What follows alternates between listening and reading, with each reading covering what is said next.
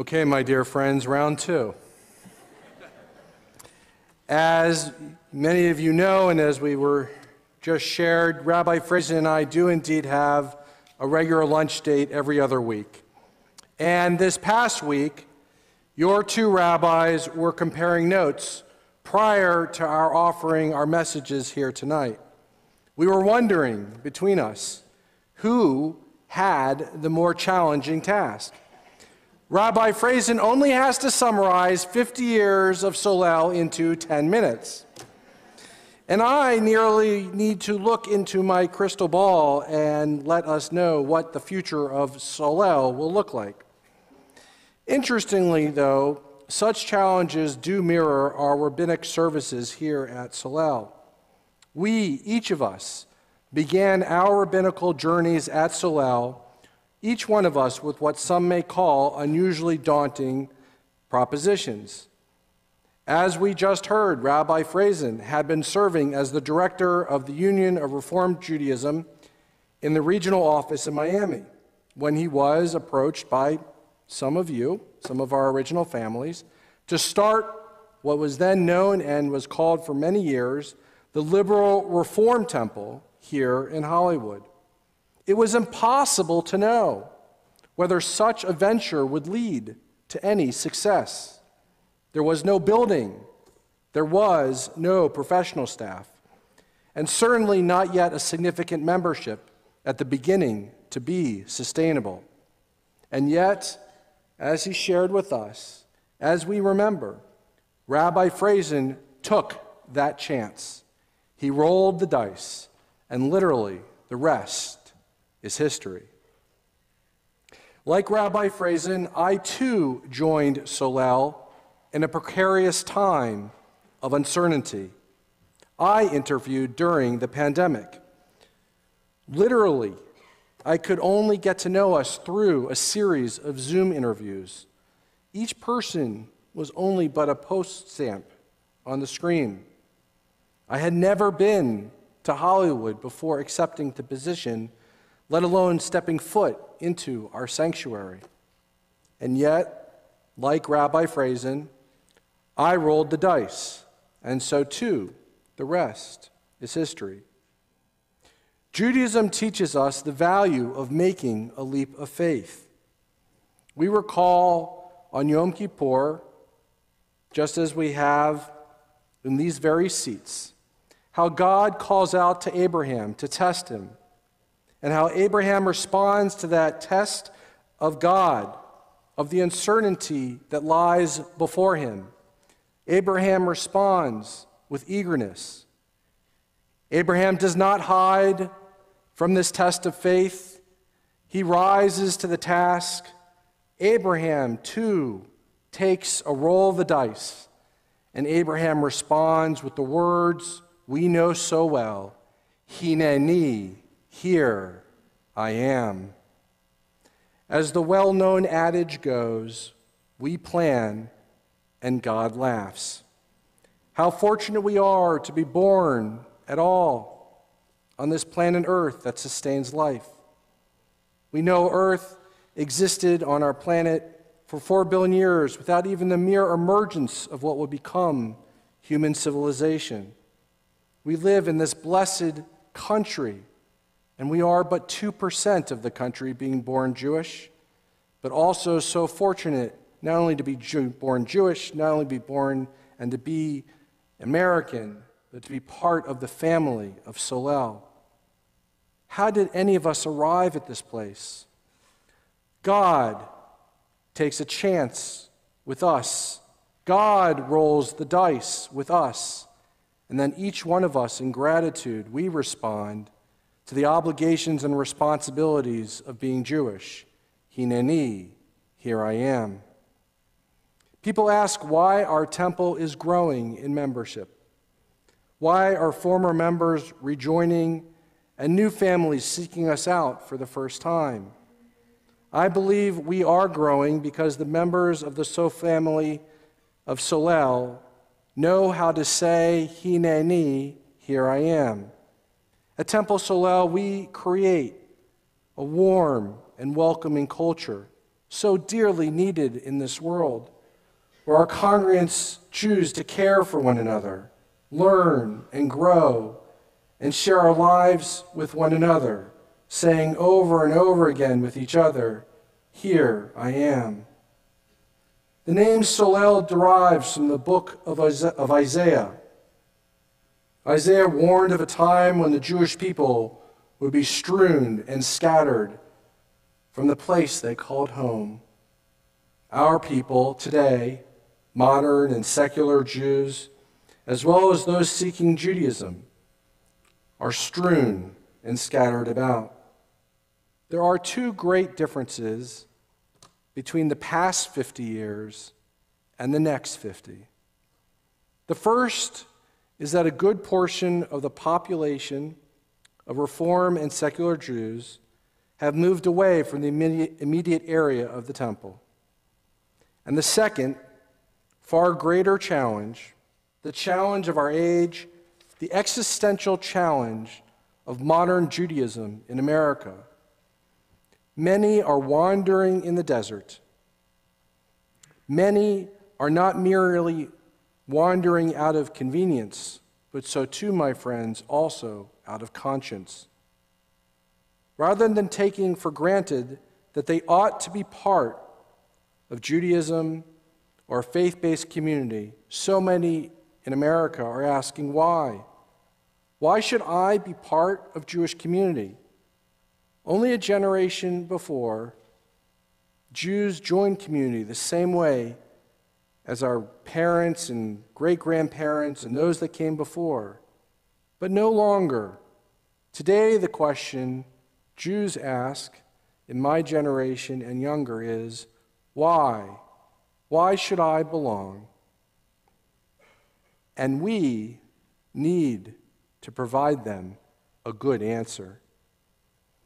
And so, representing the Jewish star, I propose 6 points that perhaps will propel us forward. There is no textbook answer, but there is a way forward. The first 2 points address the geography, and the next 4 of the star relate to the spirit of our age. In each instance, I hope that we see that reform also means returning to our roots, but doing so in a fashion that reflects today and tomorrow.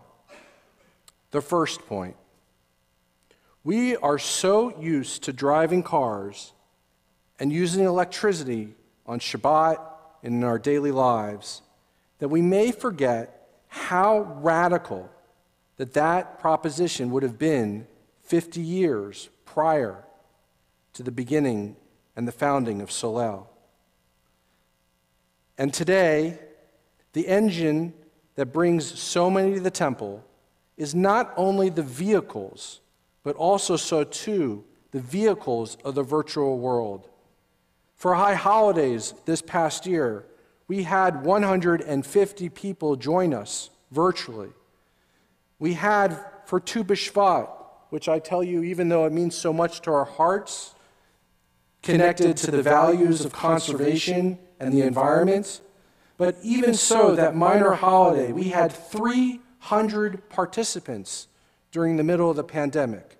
So many times for Torah study, as blessed as we are to come together, there are times when we have far greater attendance at Torah study from those who join us virtually and participate equally in full measure to those who are present with us.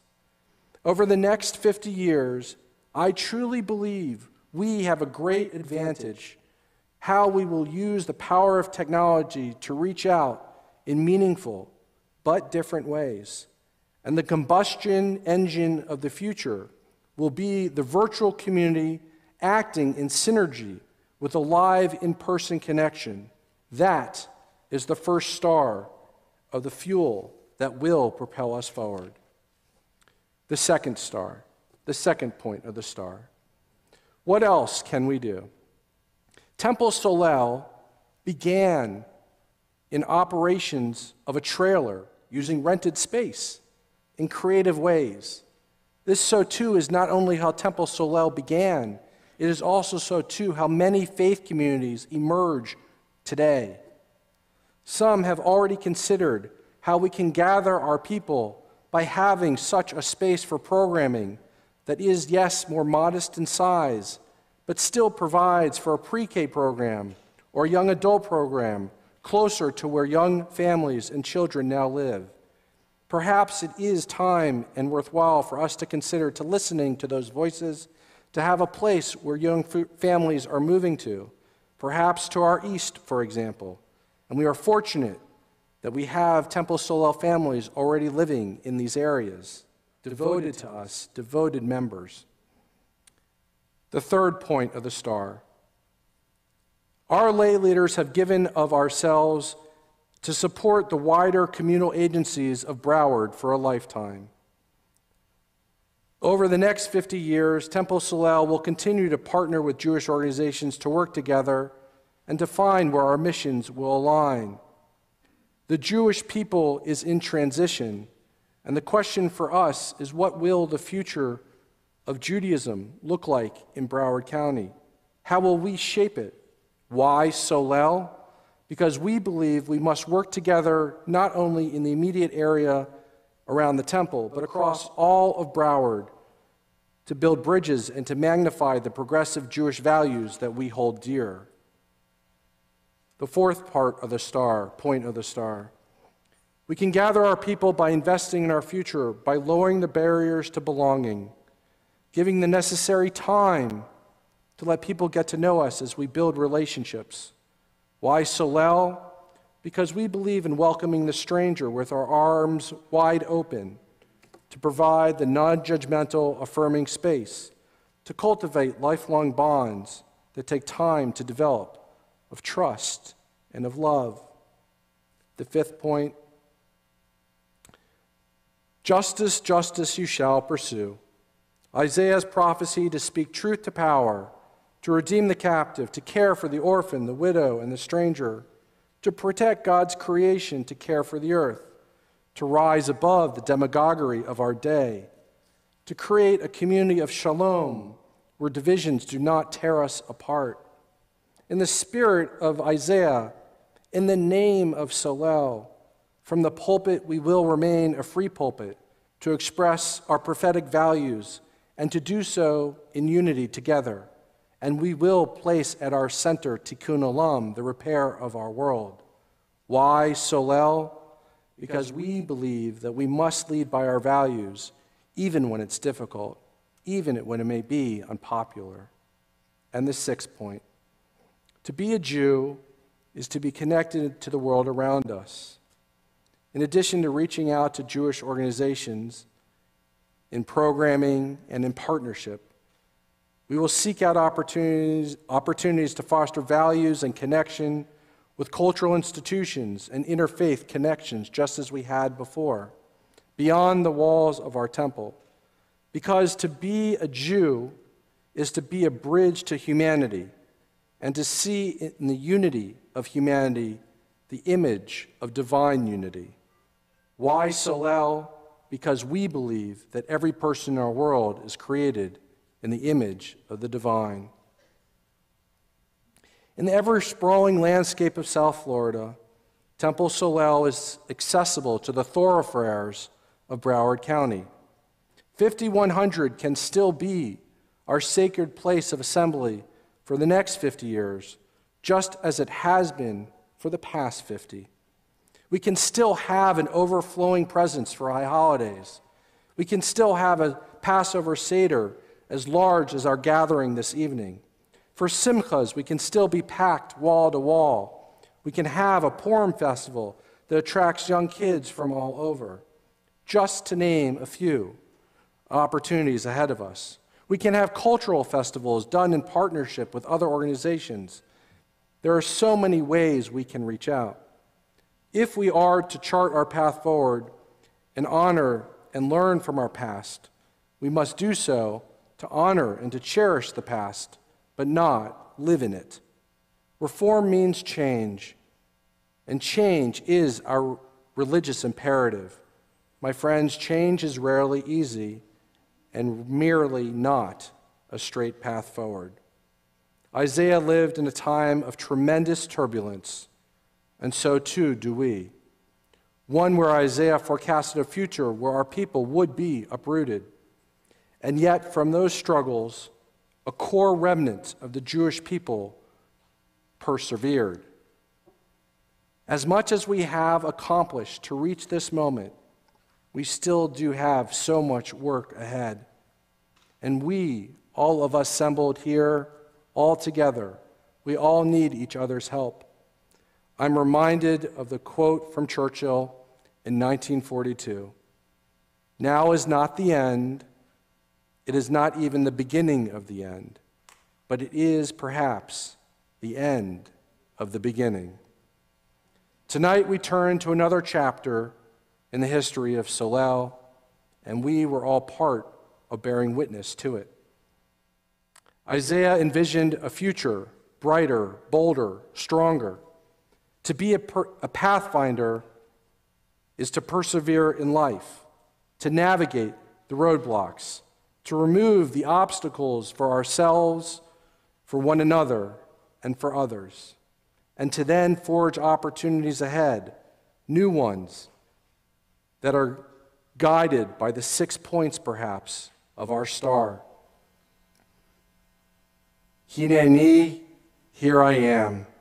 We have demonstrated just how much our relationships with Solel mean to us by being here, showing up once again to declare Hineni. We are part of a community that cherishes our relationships, who faces uncertainty with faith.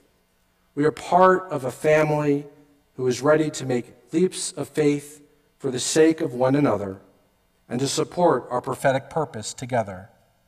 For that reason, I believe our star is bright, and our best days, my dear friends, are still ahead of us. Ken Yehי Ratzon, may it be God's will.